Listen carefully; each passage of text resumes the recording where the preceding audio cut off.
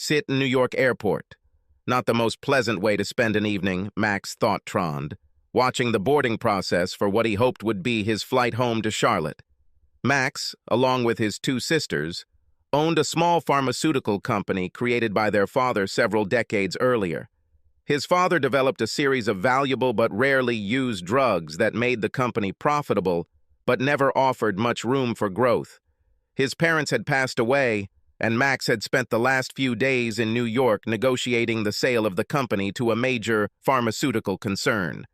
Max and his team of lawyers and brokers closed the deal today and left it to the lawyers to complete the paperwork. Max hoped he would make it home tonight, but it looked doubtful. The last flight of the day to Charlotte was fully booked, and he was third on the wait list. He didn't call his wife Camilla because he didn't know what to tell her. He sat at the bar where he could watch the gate and drank his second gin and tonic, thinking about the deal and the money he and his sisters would share. Something over $10 million for him, plus a well-compensated transition period with Big Pharma, meant a new lifestyle for him and Camille. Their twin girls were already out of the nest, or at least on their way. Both were in college, juniors at Duke, where tuition was eating him alive. But all this will change when the deal with the pharmaceutical company closes. Meanwhile, the boarding process was ending and the agents at the gate were ushering the last passengers onto the plane. And then a small miracle happened. The boarding sign changed, and Max saw that his name appeared on the waiting list. He threw the money on the bar, waved to the bartender, who gave him a thumbs up, grabbed his briefcase and duffel bag, and ran for the exit. The agent at the gate handed him his boarding pass and quickly explained to him and two other passengers that the group of 4 who had checked in remotely had not shown up, so they were given seats. Max ran down the plane with his new buddies, and when he got to the gate, he realized he had a first-class seat. A good sign, he thought. I got on the flight, I'm sitting in first class, home a day early. This may mean that the pharmaceutical deal will indeed close. The boarding door closed as he boarded, and the flight attendant asked if he wanted something to drink as they taxied to the runway. He felt like he'd earned another drink, so he drank another GMT and then fell asleep, dreaming of a future for him and Camilla with enough money to always fly first class. The shock of landing woke him up. He eventually made it to the taxi stand to take a taxi home. He had driven his pickup truck to the airport a few days earlier, but now he was exhausted, a little drunk, and it was really late, too late to call Camille to come get him. They lived a few miles outside of Charlotte, so the cab ride was long enough for him to fall asleep again. The driver had to wake him up when they arrived. Max paid him, added a generous tip, and a little sluggishly got out of the taxi. It was a long, busy day and evening. He was already thinking about getting cozy in bed with Camilla when the taxi pulled away and he turned towards the house. What he saw stopped him in his tracks and woke him up completely. A gold Mercedes was parked in the driveway in front of his side of the garage. The car seemed like a very fashionable Mercedes, but then all Mercedes seemed fashionable to him. The house was dark. By then, it was past midnight, and Max just stood there for several minutes. He spoke to Camille from his lawyer's office around noon, and she said nothing about late-night visitors. He tried not to think about the unthinkable, tried to create a happy scenario that would allow him to snuggle up to warm, sleepy Camille in just a few minutes. However, his mind didn't work that way, so he slowly walked towards the door in the passage between the garage and the house. He unlocked it, entered the quiet house, and walked even more slowly through the kitchen and up the stairs to his and Camilla's bedroom. The bedroom door was open, apparently not expecting visitors, and Max stepped inside. And then it closed. There was no other way to express it. His brain stopped working, he stopped breathing, even his heart seemed to stop beating. He saw what he considered unthinkable. Camille slept, naked, spread out on her side of the bed, with one arm wrapped around the man, who was also sleeping, even smiling slightly in his sleep. Max stood there for what seemed like an eternity, but eventually his brain started working again. He looked again at Camilla's hand, lying across the man, and they both snored. This broke Max's heart. Until tonight, he had enjoyed listening to Camille snore. She was snoring quietly, almost purring, Max thought.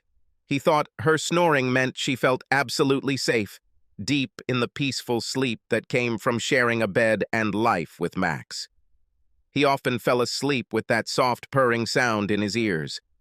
But that's all. He would never hear that snoring again, never sleep next to her again. Even with his heart broken, Max began to think again. He saw the man's clothes neatly folded, lying on the chair that Max had sat on hundreds of times.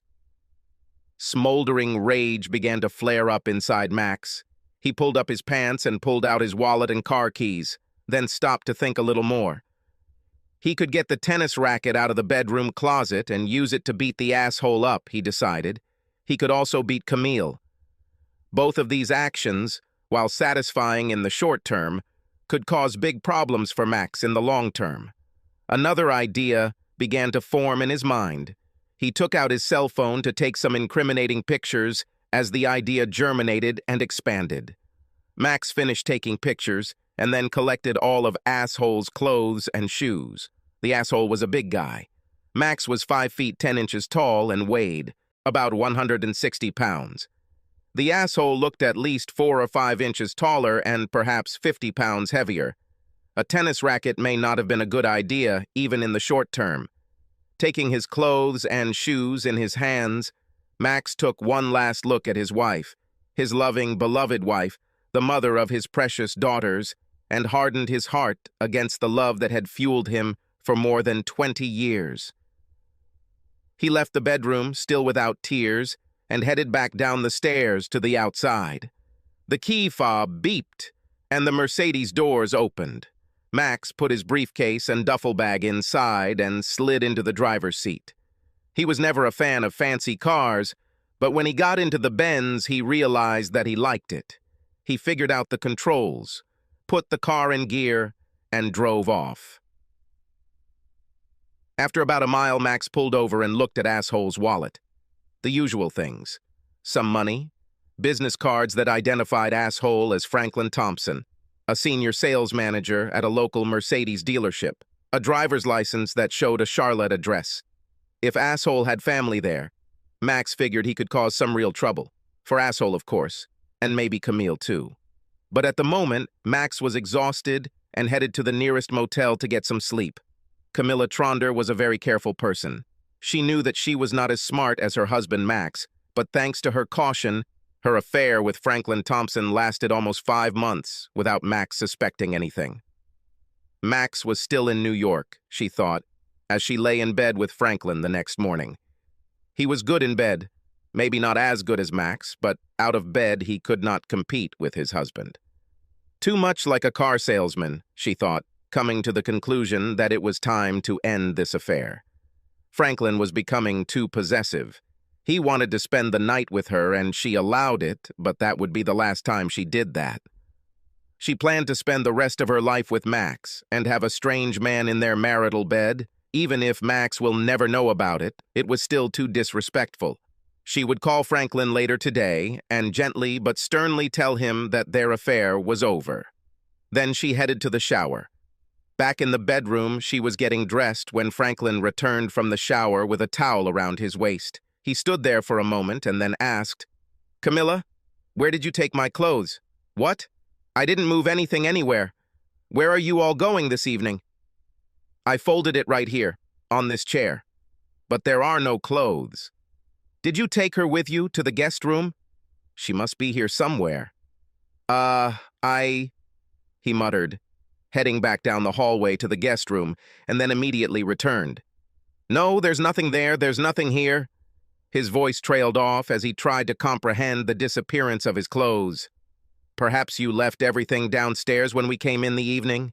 Camilla asked a little impatiently, thinking that they had both drunk too much the night before. "No, I'm sure I didn't, but I think I'll go take a look," Franklin answered, heading out of the bedroom. He quickly returned, running up the stairs. Camilla, my car is not there. My clothes are not downstairs. Someone was here at night, took my clothes and stole my car. Ah, damn it, what's going on? I'm sorry, what? Camilla tried to comprehend what Franklin was saying. How could his clothes and car go missing? The two of them stayed in the house all night. Could someone have gotten inside? Suddenly, Camilla collapsed on the bed. It was Franklin's turn to ask, What? What? Camilla tried to formulate a response, but she found it difficult to breathe, let alone speak. Franklin, what if it was Max? She finally said. What if he came home from New York while we were sleeping? What if he took your things and your car? Oh, shit, Franklin said, collapsing on the bed next to Camille. You need to find out where he is. It could be him, but if he's still in New York, that means some kind of burglar has broken in, which means we need to call the police. I have to get my things and my car back. Oh, damn, this car. If we call the police, they'll want to know who owns it, and it's in my wife's name. For some damn tax reason, His voice trailed off as he imagined a future that could range from just bad to completely catastrophic. I'll call his office. His secretary arrives very early, and she must know where he is. Camille took out her phone and dialed Max's office number. Even though it was not yet 8 o'clock, Max's secretary answered immediately. Max Tronder's office, may I help you? Hey, Sheila, this is Camille. I know it's very early, and, I'm not sure where Max is. He didn't call last night, so, did you hear anything from him? Camilla, it's still early, and I know that the team in New York worked late yesterday. They'll probably start late today. I talked to Max yesterday around 6, just before I went home. He said they were making good progress and might reach a deal today. That's good to hear. So he's still in New York, right? Yes, I'm sure he is. And I expect to hear from him as soon as they all get back to the lawyer's office. Do you want me to ask him to call you? Yes, please. But only if he has time. I know how important this deal is. Well done. Bye. They hung up and Camille turned to Franklin. Max is still in New York, so we should probably call 911 and report a break-in and car theft. Camilla, what do we tell them? That your lover had his clothes stolen from your bedroom and his car stolen from your driveway? I mean, what the fuck? We're really screwed here. Okay, I understand. Let's think about it. How about I take you home and leave you there? You dress up and report thefts, as if they happened there. While your wife was taking the kids to school. And, maybe you don't report stolen clothing. This may be harder to explain than a stolen car. Yes, except that yesterday I told my wife that I was going to Atlanta for a meeting about the new Mercedes S-Class, and I wouldn't be home until noon. Okay, but we can wait until maybe noon when you'll be back anyway. You drove home, left your keys in the car, because it was a short stop before going to the dealership, and your car was stolen while you were at home. You know, I think it might work, and I could say I left my wallet in the car and it got stolen too. And we can hang out here for a few hours. Maybe we'll end up needing another shower. Maybe together. Franklin, okay. Yeah, I need to call work to take a sick leave. Camille worked as a paralegal in a small law firm. The work was okay, if a bit boring. She went out into the hallway to make a call and returned to the bedroom to find Franklin back in bed. She was tempted, but after thinking about Max and her recent decision to end the affair, she decided to say no. Franklin, she said, without making the slightest move to take off her clothes, I think it's time to end this. We had a good run, but you know it could have been Max last night. We're lucky it was actually a bad guy. Let's find some clothes and maybe go to some place to eat for breakfast.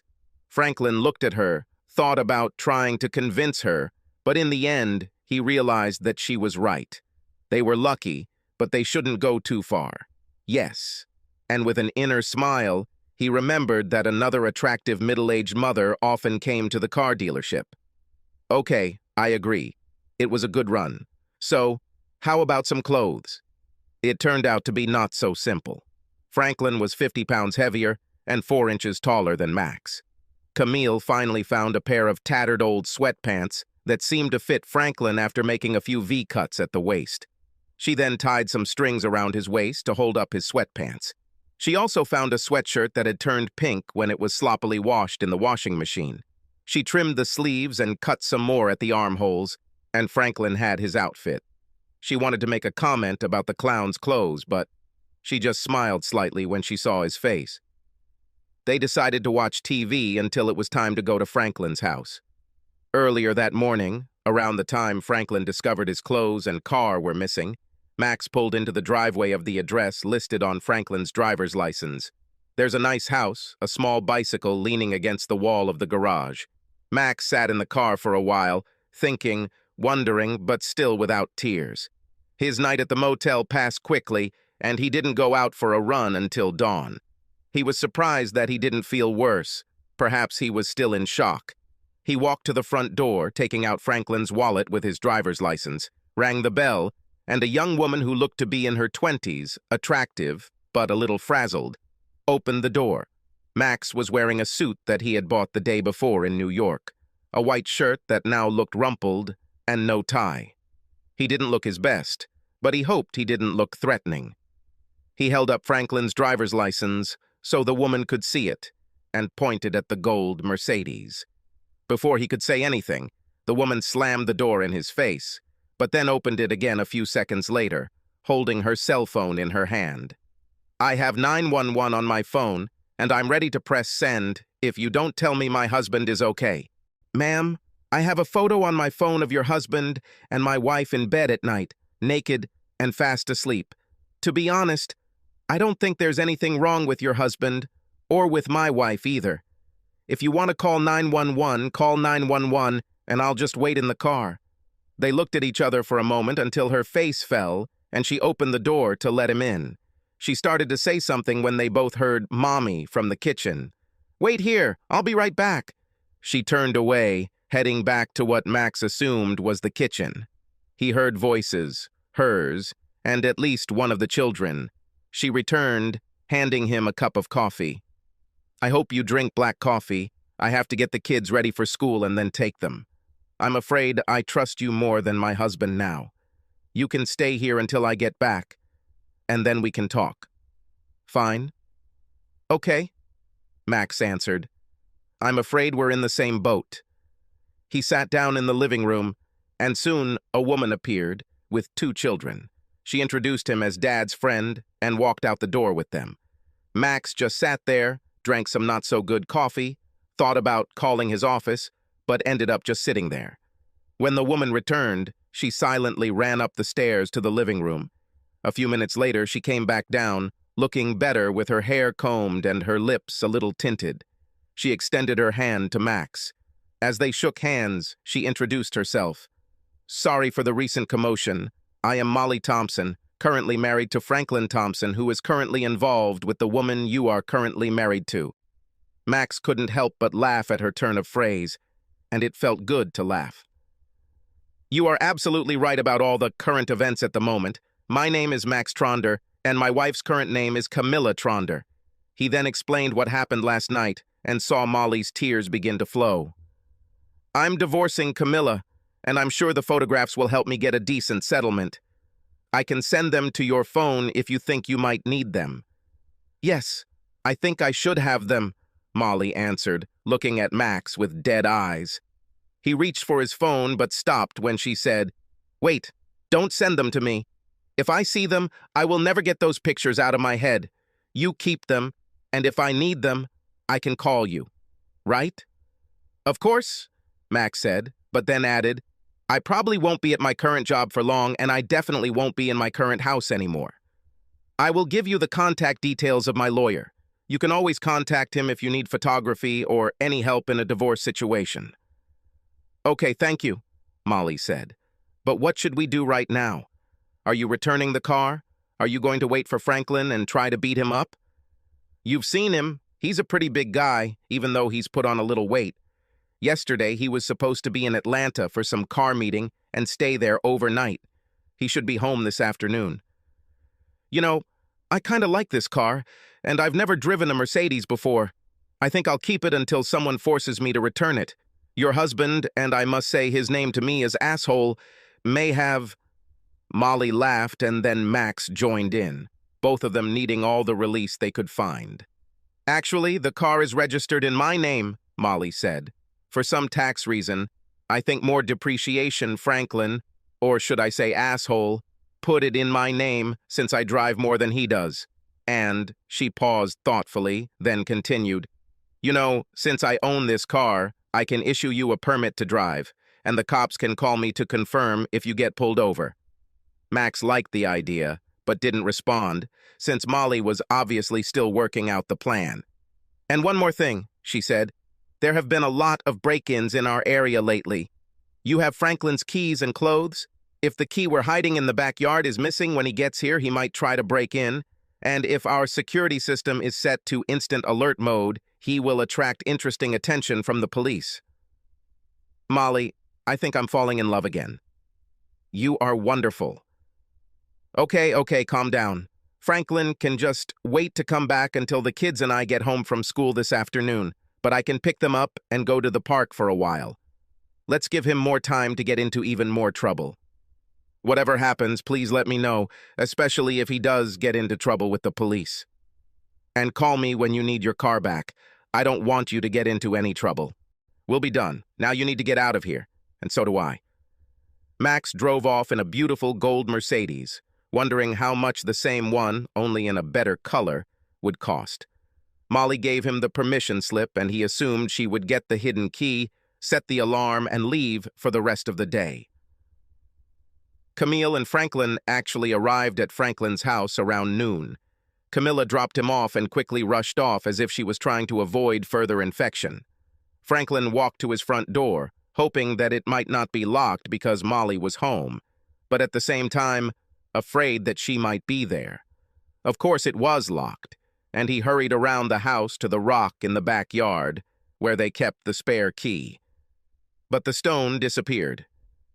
"Oh shit," he muttered, looking at the back of his house, wondering if he should break in. He tried to open the back door, but it was also locked, so he decided that he really had no choice but to force his way inside.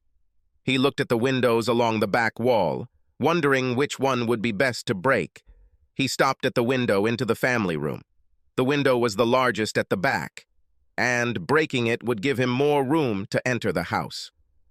He broke a branch from the tree he was about to trim and examined the window.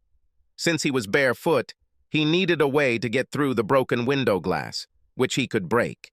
He pulled 2 chairs from the back porch and placed them next to the window. He thought he could climb over the chairs to avoid the glass and then just be careful when he entered the living room.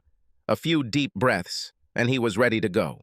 Franklin threw a branch through the family room window and it shattered with a satisfying crack, followed immediately, unfortunately for Franklin, by the wailing sound of the home alarm system siren. To make things even more unfortunate, the police car just happened to be driving down his street, as Molly had called the local police station that morning to complain about potential break-ins in their area. Damn, Franklin muttered, trying to quickly climb over the chairs to get into the house and disable the damn security system, but not fast enough. "Police! Stop right there and slowly walk away from the house. Raise your hands up." Franklin looked back and saw 2 policemen with pistols. He did as he was told and only cut his legs slightly as he climbed off the chairs and backed away. "Officers, I can explain," he began to say when one of the policemen put his hands behind his back and handcuffed him. The policeman ignored his attempt to explain himself and read out his rights. The policeman then asked if he wanted to say anything. Yes, this is my house and I, don't have a key, so I broke in to get some clothes and call my office." The cops were looking at Franklin's tracksuit, perhaps thinking clown clothes, when one of them asked him if he had any identification. No, not now. You see, I lost my car and all my clothes and stuff, and I just need to get inside so I can get some real clothes." "How did you lose your car, sir?" Well, last night I stayed at a friend's house, and this morning the car, wasn't there." "It just wasn't, huh? Have you reported a mysterious disappearance? Maybe you left it in a bar somewhere?" Franklin was stumped. He didn't want to reveal where he was or why he didn't report the car missing, but he also didn't want to go to jail for trying to break into his own home. and the handcuffs were really uncomfortable. Then he came up with a solution that might work. "You can call my wife. She can identify me, and perhaps you could take me to my office. I can ask someone there to help me get some clothes." He knew he'd put up with a lot of crap at the dealership, but it was a lot better than going to jail. One of the cops took Molly's phone number from Franklin and went to call her. Franklin could hear the police part of the conversation. "Ma'am, this is Riles from the Charlotte Police Department. We are at the address." He gave the address. "And we have a man here who claims to be your husband. He tried to break into your house because he lost his clothes and—" "Yes, ma'am?" "No, ma'am." Yes, ma'am. We will, of course, do this." "Thank you, ma'am." He turned back to Franklin. "The lady says her husband is in Atlanta, and anyone who breaks into her house must be a burglar. She hopes we throw you in jail and throw away the key. But... Franklin was almost crying as the cops led him to their patrol car to take him to the station.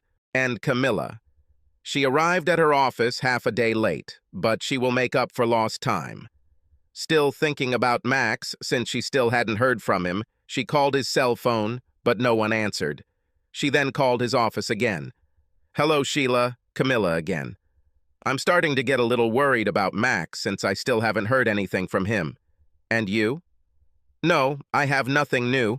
I guess this means he's still in New York with the lawyers, but it's really not like him to not call. You do seem a little worried, so I'll call there and check on him, and either he or I will call you back in a few minutes. Fine?"